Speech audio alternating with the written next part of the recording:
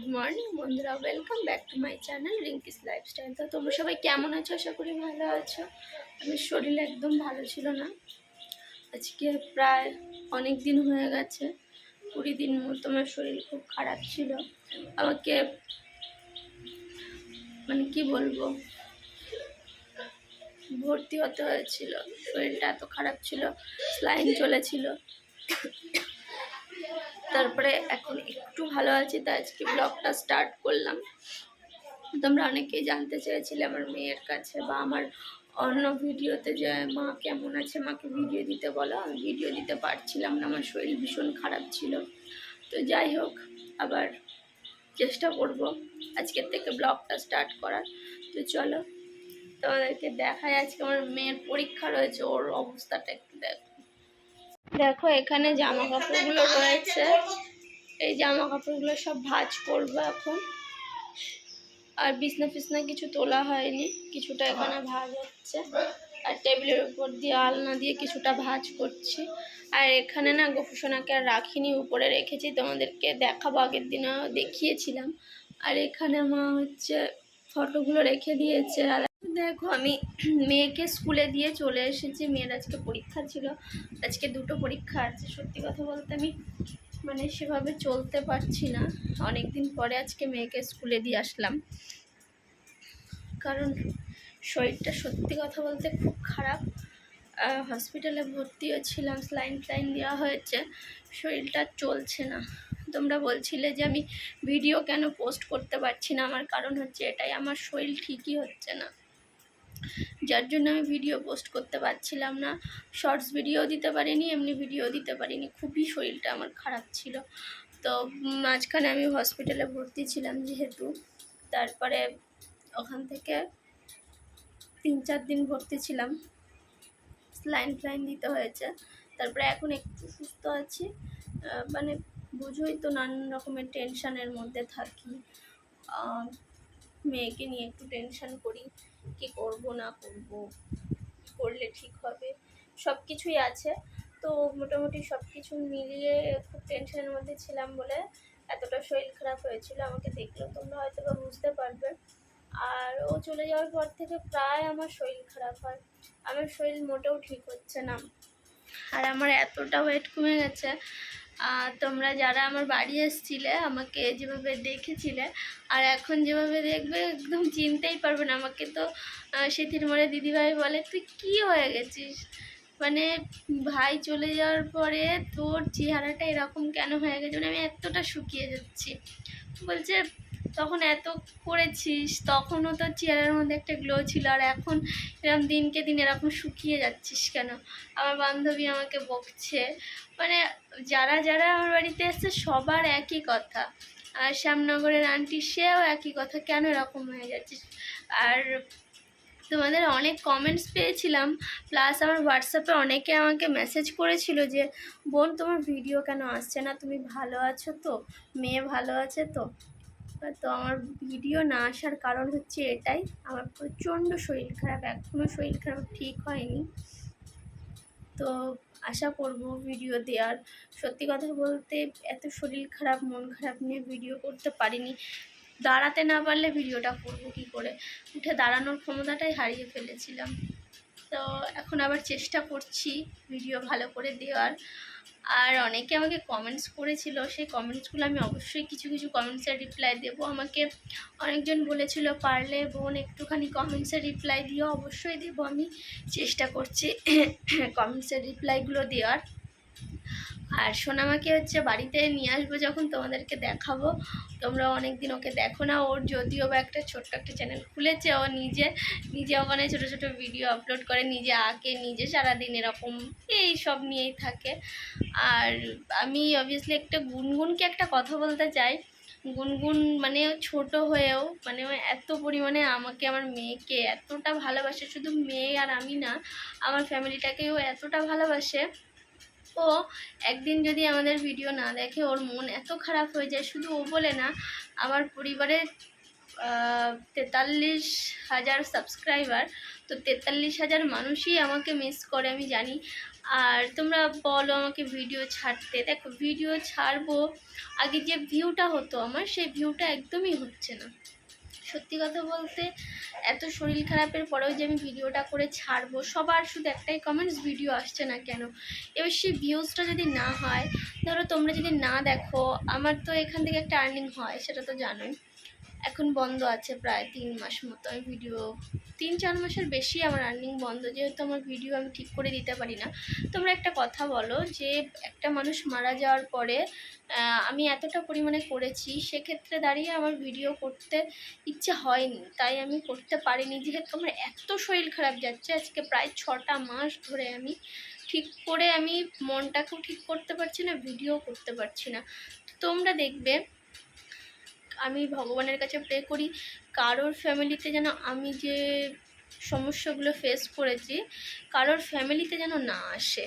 তো সেক্ষেত্রে দাঁড়িয়েও আমি আমার জায়গাটা দিয়ে বলতে চাইছি যে কেউ যদি আমার জায়গাটায় থাকতো, তারাও কি ভিডিও করতে পারতো বলো? সত্যি কথাই বলবে তোমরাও। হ্যাঁ, অনেকে আমাকে বলে তুমি নিজের কষ্টে এত বড় একটা চ্যানেল দাঁড় করিয়েছো, সবাই যেটা পারে না তুমি একা একা করেছো। অবশ্যই আমি একা একা করেছি, সবটুকুনি একা একা, আমার সবটুকুনি আমার পরিশ্রম দিয়ে আমি করেছি। কিন্তু তার মধ্যেও কিছু কথা থাকে যেগুলো হয়তোবা তোমরা বুঝবে যে আমি কেন ভিডিও করতে পারছি না বা পারিনি।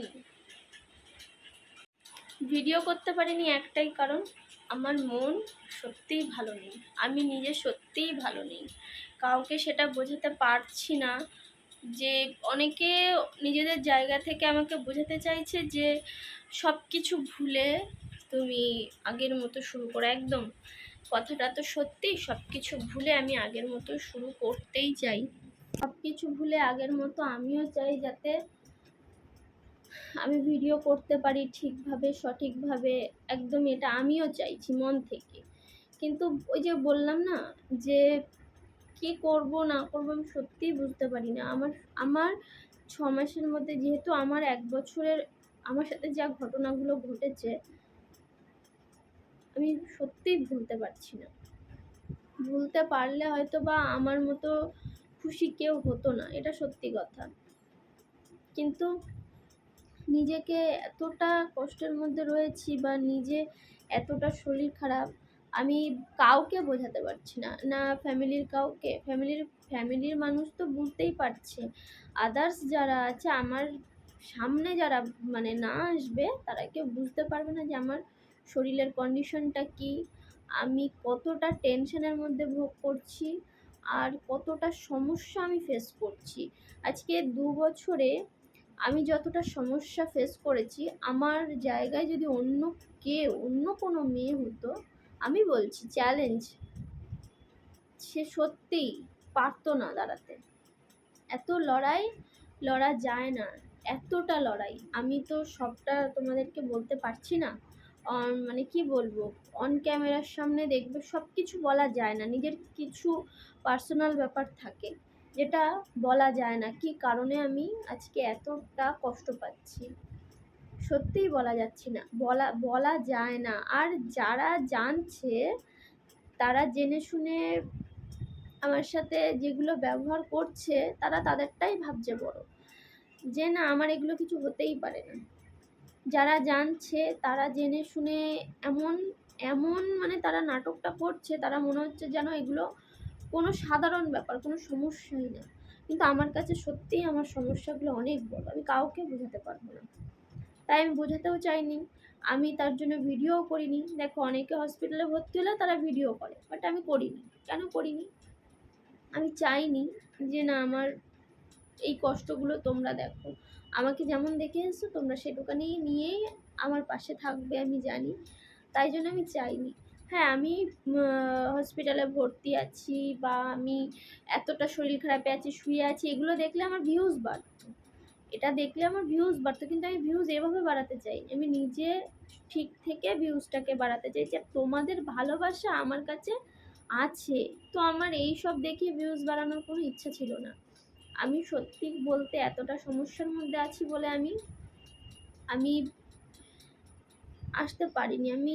তোমরাই বলো, 6 মাসের মধ্যে একটা মানুষ মারা গেছে, 1 বছর আমি তাকে টেনেছি, এত কষ্ট ফেস করেছি, তারপরে আমার আর ইচ্ছে হয় না, সত্যিই ইচ্ছে হয় না, তাই আমি আসতে পারি না ক্যামেরার সামনে। অনেকে আমাকে অনেকভাবে বলেছে যে বোন চ্যানেলটা নষ্ট হয়ে যাচ্ছে, চ্যানেলটা গ্রো করছিল, চ্যানেলটা এত বড় একটা চ্যানেল দাঁড় করিয়েছো, কেন তুমি নষ্ট করছো? একদম ঠিক কথা, বাস্তব কথা, আমি নষ্ট করতে চাই না। আমিও চাই আমার চ্যানেল বড় হোক, কিন্তু তোমরা যদি না দেখো তাহলে বড়টা হবে কি করে? আমার এই এত কিছু কথার মধ্যে অবশ্যই তোমরা বুঝতে পারছো। হ্যাঁ, সবাই আমার ফ্যামিলি যারা আমাকে ভালোবাসে তারা এখনও আমার চ্যানেল দেখার জন্য তারা ছটপট করে, সবাই দেখার জন্য ছটপট করে। আমি লাস্ট কিছুদিন আগে আমার ভিডিও আমার করা ছিল না বলে আমি ভাবছিলাম কি ভিডিও দেবো, তো এবার সব ভিডিও ঘাঁটতে ঘাঁটতে দেখি ওই যেদিনও মারা গেছে সেদিন সকালবেলা একটা ভিডিও ছিল, আমি করেছিলাম, কিন্তু আমি ওটা পোস্ট করতে পারিনি, ততক্ষণে ও আর ছিল না আমাদের মধ্যে। আমি দিতে চাইনি ভিডিওটা, কিন্তু ওই যে বললাম, মনে হলো তোমাদের সাথে একটু শেয়ার করি, তাই ওইটুকানি শেয়ার করেছিলাম। তো যাই হোক বন্ধুরা, আমি কমেন্টসগুলো হয়তো বা পড়া হলো না, কিন্তু পরের ভিডিওতে কমেন্টস অবশ্যই পড়ো, আমি অনেক দিন ধরে বলছি। আর গুনগুন সোনা, তুমি সত্যিই অনেক বড় হও, এতটুকুনি মেয়ের মধ্যে যে এতটা মানুষকে বোঝে, ওকে সত্যিই মানে ও বড় মানুষদের মতো বোঝে। আমি সত্যিই বলছি, কখনো ভাবতে পারিনি ওইটুকুনি একটা মেয়ে এত এত কিছু বোঝে। তো যাই হোক, আমার কথাগুলো আশা করি সবাই বুঝতে পেরেছো বা পারবে, বা আমি কতটা বোঝাতে পেরেছি আমি জানি না, কিন্তু আমি চেষ্টা করেছি। তো আমার ভিডিওটি ভালো লাগলে অবশ্যই লাইক, কমেন্ট, শেয়ার আর সাবস্ক্রাইব করো। সোনামাকে আমি পরের ভিডিওতে নিয়ে আসবো, আর একটা শর্টস ভিডিও দেওয়ার চেষ্টা করব। সবাই আমার পাশে থেকো, তত আর নতুন ভিডিও আসা অবধি তোমরা সবাই সুস্থ থাকো, ভালো থাকো, আর অবশ্যই কমেন্টে জানিও কে কেমন আছো, কতটা সবাই ভালো আছো। আর এইটা যেহেতু আগস্ট মাস, আগস্ট মাসে আমার মেয়ের জন্মদিন, অবশ্যই সেরকম তো কিছু হবে না। তো সবাই ভগবানের কাছে প্রে করো, আমি আমি জানি আমাদের দুজনের জন্য তোমরা সব সময় প্রে করো যে আমরা যেন ভালো থাকি। আমাদের দেখার জন্য তোমরা অনেকটা হচ্ছে গিয়ে ওয়েট করে থাকো কখন আমার ভিডিও আসবে, কখন ভিডিও আসবে। তো অবশ্যই সবাই ভালো থাকো, সুস্থ থাকো, আর লাইক, কমেন্ট, শেয়ার আর সাবস্ক্রাইব করে আমার পাশে থেকো। টাটা।